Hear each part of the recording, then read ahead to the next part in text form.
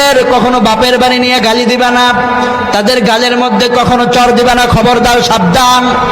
বিশ্বনবী বললেন, মেয়েদের গালে তুমি চর মারবা না, তাকে ভালোবাসা দিবা, সবসময় মোহাব্বতের নজরে তাকে তাকাবা।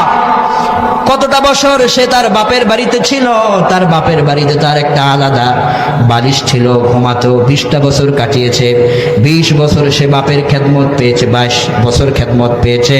একদিন তুমি বিসমিল্লাহ কবুল বলে তাকে নিয়ে এসেছ, এরপর থেকে সে তোমার রান্নার কাজে সহযোগিতা করে, তোমার ঘর বাড়ি মুছা দেয়, পরিষ্কার করে রাখে, তোমার সন্তানদের খাদ্য খাবারের আয়োজন করে, ব্যবস্থা করে। যে স্ত্রী রান্না করলে তুমি খাও, সেই স্ত্রীর গায়ে আঘাত করো, তোমার লজ্জা থাকা উচিত, ঠিক কিনা বলেন? যে স্ত্রী রান্না করে সেই স্ত্রীর গায়ে আঘাত দিয়ে পরবর্তীতে তার চোখের দিকে কিভাবে তাকাও? এজন্য বিশ্বনবী বললেন, স্ত্রীরা হলো তোমার